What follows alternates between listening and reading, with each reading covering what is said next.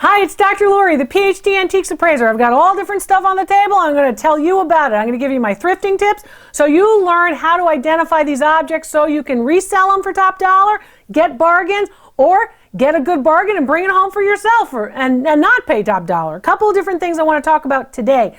I want to start with these old dumbbells, right? And there's two of them here. Date from the 1930s, 1940s, early 20th century dumbbells. Couple things about wood.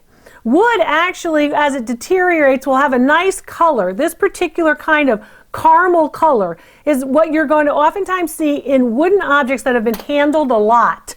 So when you're looking at pieces like this, I want you to look at that caramel color. It's from the oils on our hands. That's why I'm always wearing gloves. You always see, why does she always wear gloves? Well, experts wear gloves to make sure that the oils in our hands don't get transferred to an object, deteriorate that object, and attract dirt. The oils on the hands, when you're not wearing gloves, will actually give you this nice sort of caramel color. The other thing about wood and wooden pieces of equipment, in this case sports equipment, you're going to see, in fact, the way in which other elements have to come onto this. So if you're putting something on your hands, a lotion, a cream, or something, and then it's going to be those oils transferred onto something like this, you're going to see where the color tends to change. These are turned on a lathe, right? So you turn them on a lathe and then they make these nice elements. They're weighted. Of course, you know that they're weighted because they're dumbbells. They're, of course, for building muscles. They date from the early years, the 1930s to the 1940s, and value on a set like this just about $75. People do collect them.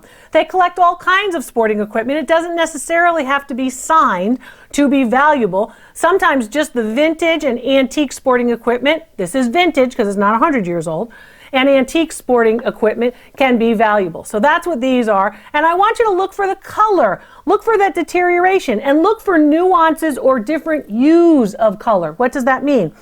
Look for the fact that you've got a darker type of color here over time, and then you've got lighter colors or different colors here. So you're seeing darker here where basically you're going to see more of them picking them up and putting them down on something usually metal where they've been taking the weight, right? They've been sitting on a shelf versus where the hands are, where your hands are going to have this more caramel color. So tips for how you can tell old wood from not so old wood.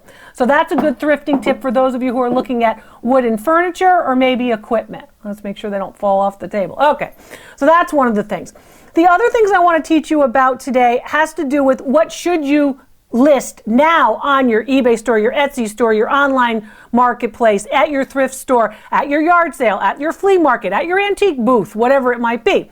And what's going to become very desirable soon, and most collectible around 2025, 2026, is in fact anything Colonial American. So 5-10 years ago when I was telling you to collect Art Deco and sell it in 2020, now I'm telling you, you want to collect the low-priced Colonial American pieces and then resell them around 2025, 2026. And some of those pieces actually derive from the 1970s. Pieces like this. This is hand towels or tea towels from the 1970s. And these have, of course, sort of some American colonial style elements on them. It's printed onto the piece, right? You can see, again, the glass, Jersey glass, and of course some flasks and a couple of other pieces like the dolphin candlestick from sandwich glass, some decanters, and then you can see this set. So this is a set of a couple of these tea towels. Let me see if I can grab another one. Not that easy to grab them from here. But basically then you can see this kind of thing, which might be American glass too. Okay, so this is a repeat of the other one. That doesn't help. And then there's this one. Also, remember, these are from the 1970s, the mid-1970s, around the bicentennial, looking back at the Colonial American time period. And then you're seeing pieces like this, right? So you can see, of course, elements like the hanging fork and spoon and tea kettles and, of course, the eagle with the eagle finial that was so popular in Colonial American times. So a set like this of these tea towels today, about $15 a tea towel. Now, these same tea towels 5 years from now are going to be about $65 to $85 for the set of 3. So that's pretty darn good. So you want to hold on to them and sell it at the right time. But if you're thrifting now, look for those Colonial American pieces. They're going to get you money in the long run. Okay, I'm going to put these over here. And then, let's see if they'll sit. Oh, they might sit. And then a couple other things on the table. there are certain aspects of when you're thrifting that you can actually learn a lot from. So certain items that you might bypass and say, well, that's just stainless steel silverware, Dr. Laura. That's just stainless steel flatware, right? The pieces that you're going to use, utensils that you're going to use. So stainless steel, of course, is nice and durable. A lot of people like it and use it. And this particular example, I use this as an example so you can start to understand how patterns relate to time period. So, a couple of things.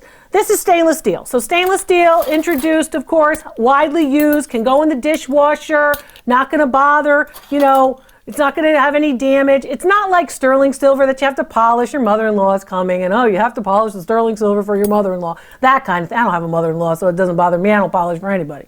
So, but basically, this idea, and these particular pieces would be a service, right? Services for 8, that's 8 spoons, 8 forks, 8 knives, right? Or a service for 12, 12 spoons, 12 forks, 12 knives, that kind of thing. And then sometimes you'll have a large sort of serving piece, like a serving fork like this one.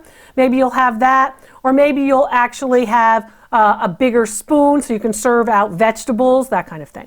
Okay, so you know what most of the actual types of utensils are in a service. And then sometimes you might have an introduction of something like this, like a shrimp fork. So shrimp forks are usually 3 tines, relatively small, or maybe a fish knife, which has a little funny curve on the side.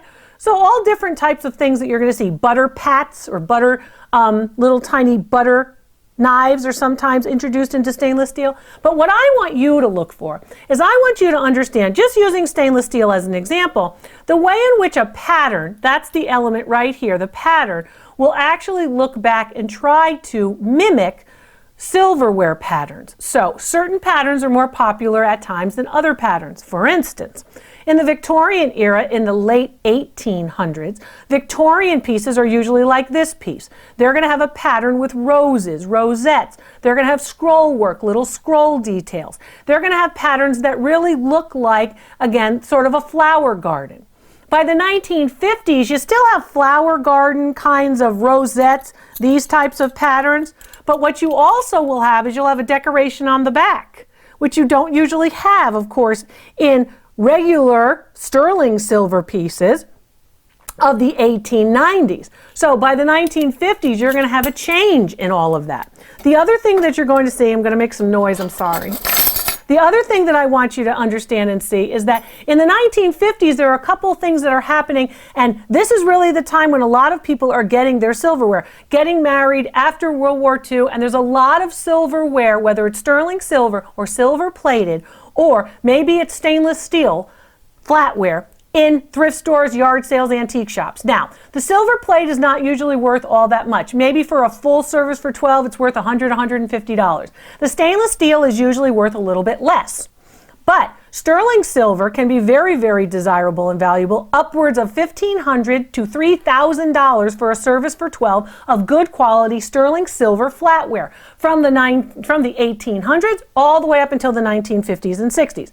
In the 1950s and 60s, some of the more popular patterns are relating to the sea, right? So patterns that relate to the sea, patterns that relate to shells patterns, patterns that have like mermaids, patterns that have little seaweed, that kind of thing. Flowers are also very popular, usually like roses like these. And the other patterns in the 50s that you're going to see a lot of are patterns like this one, which is a pattern that actually relates to that idea, of course, of a more modern pattern. Something that's more modern, geometric, that type of pattern. Now, if you look at this particular piece of stainless steel, and you look at this particular piece of stainless steel, they're both teaspoons, right? You can see just from the color, this one's more gray, this one's more silver rather than gray, it has a little more silver in it. You'll actually see that this one is much more lightweight and this one much more sturdy. The one that's more sturdy, even though they're both stainless steel, this one is better quality, this one is better, more desirable, and better value. This one's going to have more value in it. So nice pieces, but still you want to look for different patterns. So when you see a pattern modernist like this, you know, okay, that has to be the 1950s. It can't be from the Victorian era. It can't be 1890s. And this one, of course, later. So look at the pattern, look for C, right? C forms like shells, right? Look for flowers, and you're probably going to see, again, some wonderful examples, again, of patterns in sterling silver, flatware, as well as silver plate, and of course stainless steel. It's not that hard to realize and understand, but I want you to get a sense of what that can be valued at. So a stainless steel service for 12 set like this set, which is almost a service for 12, is going to be just around $75. So at the thrift store, it might be something that you say, I'm going to pick it up for an extra set if you're entertaining. To resell it, remember, it's going to be the lowest of the values of those three types. Sterling silver, always the highest. Okay, then other stuff that we're looking at here is, of course, this piece, which is, speaking of mid-century modern, of Farberware percolator. Now, a lot of people don't realize what a percolator actually even is. And, I've been in a coffee shop where I've asked for coffee that's ground for a percolator, and the young barista, the 20-year-old will say, what's a percolator? Well, a percolator is, of course, this, and the percolator, of course, has its insides, its differentiation insides. This one, of course, from the 1960s, and they're still making this style today by Farberware. Farberware, you know them best for pots, pans, that kind of thing, and other pieces like this. But here's, of course, the top. The water goes inside, and then, of course, you would put the grounds right inside of this piece here. I don't know if I'll be able to get it back on there. Maybe not. Maybe not. So basically that's what you're looking at. Remember about these pieces, all the information you really need for these pieces is right on the bottom. It'll say if it's UL approved, which helps you to identify time period. It'll tell you the maker. It'll tell you how many volts. It'll give you, of course, the way in which the plug goes into the outlet. All of that becomes important for value. Make sure that this isn't all dark with, of course, stains from the coffee. You want to see that too. And if you can, plug it in and see if it works, because that's going to, of course, be important for, of course, value too. Other pieces like the Farberware pieces were, of course, pieces like this in the 1970s. This one's a little bit later. This is Revere Ware. Revere Ware in the 70s, just like a lot of the towels that I was showing you here, just like these particular towels, you can actually see that copper was pretty popular. And it was popular, of course, in the 70s with Revere Ware too. Here's the copper bottom. If you see it like this in a thrift store, I suggest that you actually clean this up with some nice copper cleaner. Put some elbow grease in there. It'll be worth your while. And Paul Revere Ware or Revere Ware was pretty typical at that particular time. This is a whistling tea kettle. Very desirable. You can still buy them today. Value on it, about $35. The other thing on the table that's pretty interesting, the percolators are in that $50 to $75 range. And of course, we talked a little bit about stainless steel. But other interesting things of the era of the 1950s is, of course, stemware. Pieces like this, etched stemware, this is actually frosted and etched. So that basically means that there's this frosted element that make these little details very desirable. They kind of sparkle. Notice the shape of this particular glass. Notice it looks like it actually is something of a budding flower. That was very popular in the 1950s and into the 1960s, even upwards until about 1970, 72, early 1970s, where they look like flowers. The shape of the glass relates to what's going in the glass. So water glasses are usually bulbous, round, large. Then you'd have a wine glass, which is usually large for red wine. White wine would go in a glass like this, which is called a claret.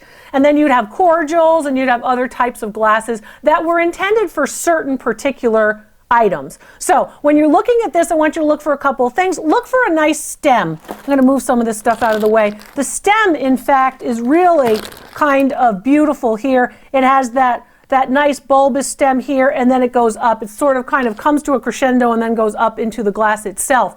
It's a nice piece. It's dirty. I should probably have dusted it for you. But basically, it's a nice piece. What's wrong with it? It's what you have to always look for. You have to always look for condition. So what's wrong with it is it has a lot of little chips here that if you brought it up to your lip, you'd rip your lip up. So make sure when you're in that thrift store, that flea market, that yard sale, that you actually carefully, and watch your fingers too, put your finger around and see whether or not there are any chips or there are any cracking areas, because that's damage, and that will actually determine value. Value on this one, damage, is probably about $2. In good condition, they range about $8 $8 to $10 each. Well, while I've got these in my hands, I might as well talk about McDonald's Happy Meal toys. A lot of people will collect Happy Meal toys, and I want to show you about which ones are most desirable. First of all, the package is important. The package is always important. So what you want to think about is that it's important to have it maintained in the package. But that's no fun, because that means that your kid, when eating the Happy Meal, didn't get to play with the toy. But if you're looking at collectability, it has to be in the package. What else is important? There's a lot of McDonald's toys. So some of the toys, of course, relate to movies. The ones that relate to movies or cartoons, The Simpsons, Pokemon cards collecting, or maybe it's Despicable Me, or maybe it's Shrek, or whoever it might be. The movie ones are usually more desirable. Those are about $5 to $10 each, depending on the movie and its popularity. The cartoon ones are usually anywhere between $8 and $10. A Pokemon, of course, McDonald's piece in its original collectible package is going to be worth a little bit more, usually around 12 bucks. So be aware of that. Now, if you've got these and you've got tubs and tubs of these, again, you want to make sure that you resell them individually. Then I always talk about other aspects that relate to what's popular now. One of the popular collecting categories is barware. That's right. Lots of people are collecting barware. Pieces like this. You may not recognize what this is, but this is an Ice-O-Matic. An Ice-O-Matic was made by the Rivel manufacturing company. Rivel makes can openers today. And the Rival company made these in the 1950s. Notice the nice red color? The red is a color, bright red is very popular on kitchens of the 1950s. The post-war American kitchens had bright colors, which indicated prosperity. And that's one of the tips that you can use to find something that's mid-century modern when it comes to appliances. In the 70s, it's avocado green, right? Muted colors. But in the 50s and 60s, you're going to see colors like this. So you open this up, you put in the ice cubes, and then you move the crank, and the crank will provide you with, of course, crushed ice right down here in the reservoir at the bottom. The reservoir at the bottom will be where your crushed ice is. This is before the advent of having, a freezer that had automatic crushed ice where you just walk up to the freezer door and you put your glass in. Speaking of glass, let's talk a little bit about this glass. This particular glass is a good example. This is an early 1970s, late 1960s glass. Notice the color, right? And notice the shape. Organic or actual shapes that relate to, of course, the ideas of nature are going to be pretty popular at the end of the 1960s and the early 1970s. Notice, too, it's got these striations that almost look like leaves on a plant of some sort. So a nice glass, good quality. It's pretty regular, typical. Lots of people would have them. Value on this glass about $2. But if you had a set of them, and if you see a set at the thrift store or the yard sale, please, please, please buy the set. You know, it's worth it to buy the set. Don't break up the set, sell the set as a set. So value on this particular piece, and this piece is a 1990s faux red alligator skin purse. Now, a couple things you want to look for with purses. There's a lot of purses out there, people. And the purses that are out there, a lot of the purses, of course, are in fact faux. They're fakes. So if you're looking at a Prada purse or if you're looking at a Louis Vuitton, you've got to make sure that you've got the real thing. You've got to look for the stitching. You've got to look for the labels. You've got to look for the quality of materials to make sure that you have the real thing. There are certain elements that the knockoffs don't have, that the real ones do have, and it depends by maker. This is a 1990s era. This is a Liz Claiborne. You can see from the tag inside. These were, of course, the lower end pieces that you could find at like an outlet store, for example, or maybe a store that you would see in the 1990s in an outlet mall or a typical mall store. These are not the high-end pieces. This one isn't anyway. The color is really quite nice. It's in very good condition for its age. And, you know, I'm sorry to tell you, but the 90s is becoming vintage, right? So it's been a while since the 1990s, and that's when that's from. That piece is worth about $40, but when you're looking at vintage pieces, you want to think about pieces that relate to, of course, a particular time period, a particular style. And make sure that you have a nice reinforced, of course, metal areas. Make sure that the areas and the zipper is working in good working order too. And then we have jewelry. Right here on, of course, the set we have jewelry. We have a set of jewelry here, and this is actually custom jewelry. So a couple things about custom jewelry. Usually, custom jewelry is reserved for fine jewelry, but sometimes you will find costume jewelry that also can be custom made. This particular set is, in fact, a union of costume and fine jewelry.